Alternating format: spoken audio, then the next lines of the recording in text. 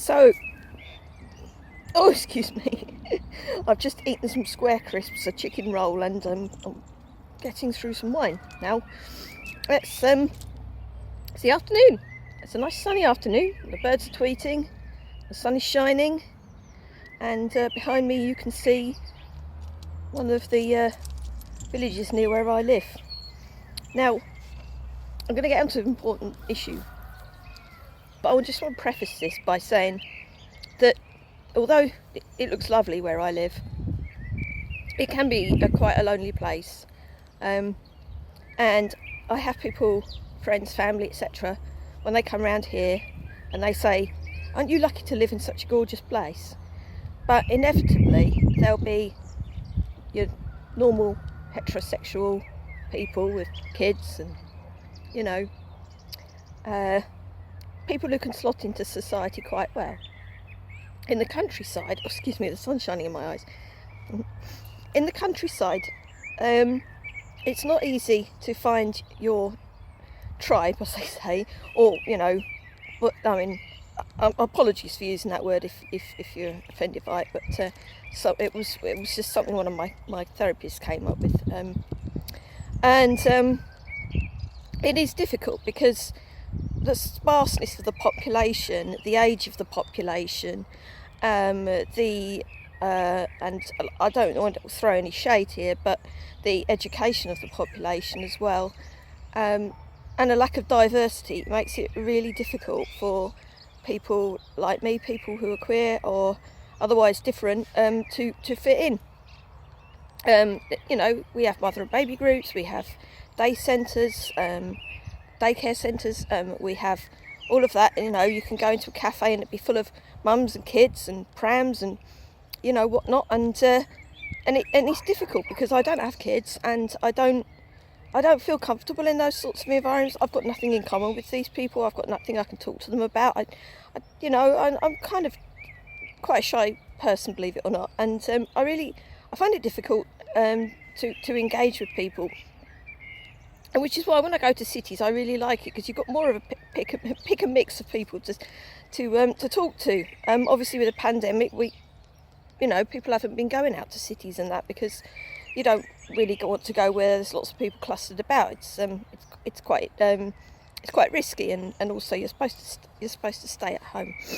So the last thing I think people want when they live in a rural environment is to know that the people who are governing your rural environment, your MPs or your members of the Senate, if you're in Wales and that, you don't want them to be against you. You want people to feel like they're on your side. And sadly, in rural communities like this and in Wales, there's such a set opinion of anything that deviates from the norm that you're not going to find people that you can sort of feel comfortable around.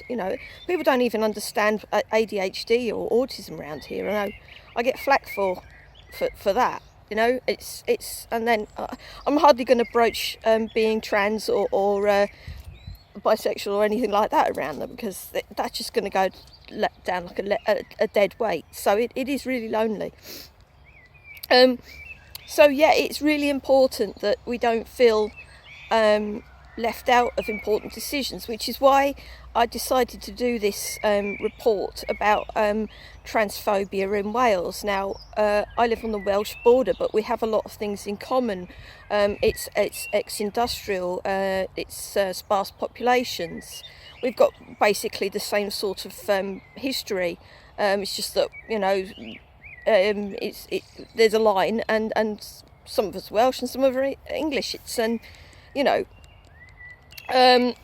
and so basically I wanted to make this little story up, bring this story up, sorry, I'm not making anything up.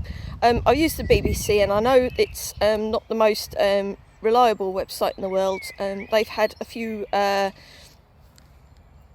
run-ins, I know, on social media for misrepresenting the trans community and that, but I checked out on Pink News, and basically it's word for word exactly the same, so I think this is fairly reliable bit of journalism. Let me know what you think in the comments below.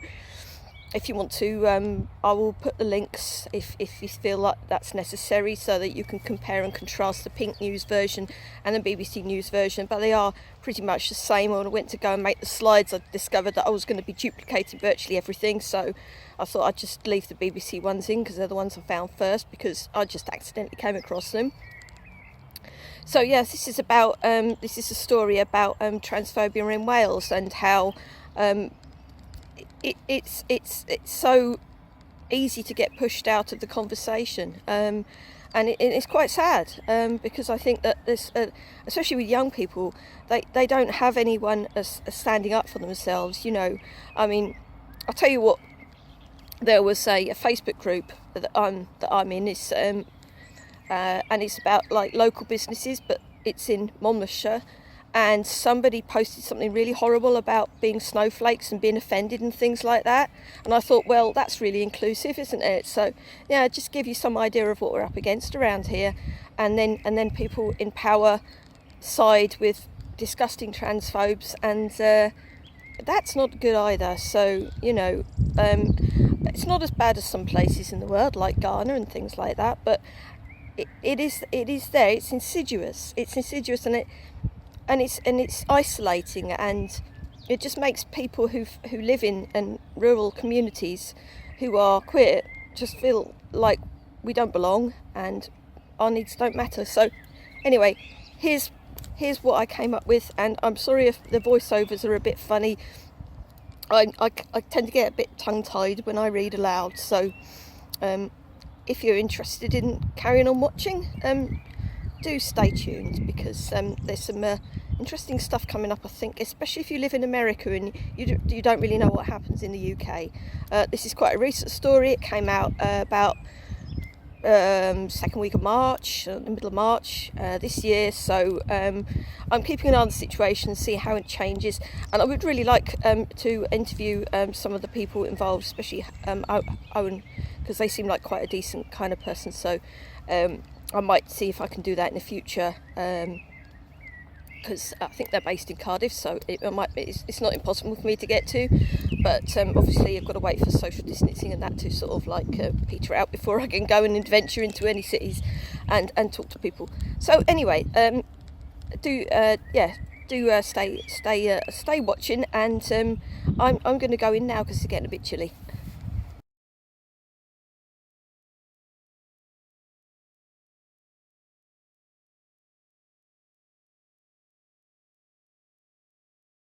Plaid MS denies transphobia after candidate Owen Hurcombe quits. A Plaid Cymru candidate for May's Welsh Parliament elections has resigned, saying the party continues to platform those who promote transphobia. Plaid's first non-binary candidate, Owen Hurcombe, stood down following a row over MS Helen Mary Jones' inclusion on a Youth Cymru hustings in February. Owen Hurcombe accused her of perpetuating transphobia and leader Adam Price of failing to act. Ms Jones declined to comment, but has previously denied being transphobic. Ms Jones, member of the Senedd for Mid and West Wales, has previously tweeted, "Gender-critical feminists are not attacking trans people, we are asking questions."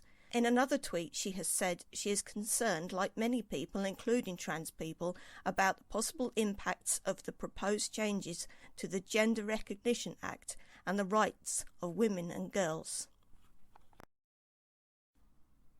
Plaid Cymru said the party has a clear and unequivocal policy, backed by its National Council, that trans people have the inalienable right to live free from prejudice, discrimination and persecution.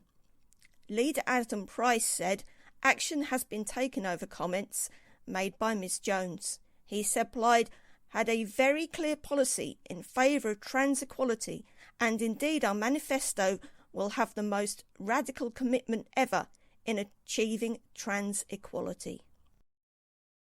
I disagree with many of the things she has said in the past, he told BBC One's Politics of Wales programme.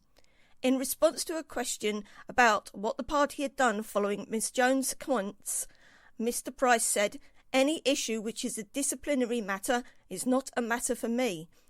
Asked if there had been a process, Mr. Price added, "Yes, where comments have been made that do not reflect the policy of the party, then yes, action has been taken. And I expect every candidate standing in this election to support the manifesto, and Helen Mary has confirmed to me that she supports the commitment in terms of trans equality, and I expect nothing less from any candidate standing in this election." Trans activists say Helen Mary Jones used transphobic tropes when she spoke at an event by campaign group Women's Place UK. At the event, she questioned whether a rise in the number of women and girls wanting to transition to the opposite sex had been caused by pressure to look a certain way fueled by social media. This is an argument many trans people find offensive. A Women's Place UK campaigns for women's only spaces and a respectful and evidence-based discussion on proposed changes to the Gender Recognition Act, which aim to make changing one's legal sex simpler. Owen Hercombe, who uses the pronouns they and them, was on the party's North West regional list and said the party should begin a disciplinary process against Helen Mary Jones. They added, "I want Helen Mary Jones to apologise in a way that is not, 'Oh, I'm sorry you're offended.' I want a sincere apology, and I want her to make the effort to learn about the community and understand why she's perpetrating transphobia. If she doesn't resign, she needs, at the very least, to make it very clear that she's sorry and very clear that she's learning. And Adam Price, as the leader of the party, needs to make it very clear that not just Plaid have a great set of policies for if they are in government, but are also tackling transphobia within their own party immediately. If Adam Price can make a public statement that disciplinary procedures are starting, that would be appreciated." In a statement, the party said Plaid Cymru has a clear and unequivocal policy backed by its National Council that trans people have the inalienable right to live free from prejudice, discrimination and persecution. Plaid Cymru supports equality for trans people and will continue to campaign to have the right to legislate on equality matters devolved so that the Senate will have the appropriate power to protect trans people and others who suffer from prejudice and discrimination. Meanwhile, the charity Youth Cymru has been criticised for the way it treated a young transgender woman in the hustings for young people last week. Shash Apan was removed from the virtual event after she displayed a trans flag as her background and profile picture in protest at the inclusion of Plaid Cymru's Helen Mary Jones. Youth Cymru, which supports projects for young people across Wales, say they are investigating the matter up to and including the event and the post-event activity on social media. Shash Apan, who runs the campaign group Trans Aid Wales, says she feels silenced and censored by the way she was treated by Youth Cymru. She said she tried to raise her concerns about the inclusion of Helen Mary Jones in the hustings for young people before the event, but received no response. She said she decided to attend the event and submitted questions beforehand and during the event questioning Helen Mary Jones' views on transgender rights, but she was blocked from the Q&A function during the event. In that event, I decided to change my background to the trans flag with the words "Trans rights are human rights" on it. My video feed was quickly disabled, and in that event I changed my profile picture to the same image, and then I was kicked from the event. I was censored and silenced for trying to stand up for trans rights. I was horrified because my immediate thought was that I'd been silenced, but this organisation had deemed us as a threat. My immediate concern was that marginalised people weren't going to be signposted or referred to Youth Cymru. 2 trustees of Youth Cymru have resigned their positions following the events at the hustings.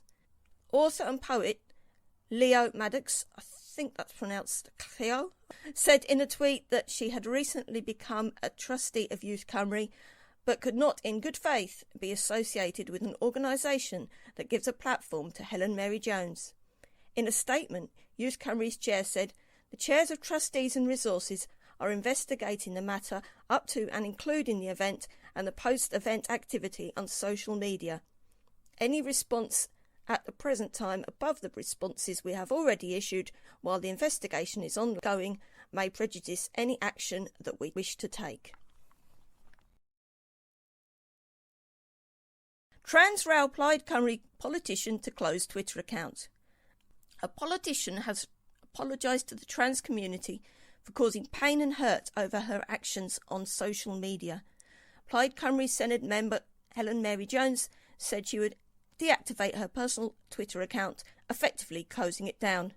The Mid and West Wales MS said she had followed accounts that had shared content which was transphobic. It comes after Plaid election candidate Owen Hurcombe resigned from a party list over the row. The Deputy Mayor of Bangor welcomed Ms Jones' commitment to undergo awareness training, but questioned why it took media pressure before she made it. A Twitter account called Team Helen Mary Jones, which was set up last December, remains online. It tweets updates from Ms Jones' work in the Senedd. Deactivating a Twitter account takes it off the internet.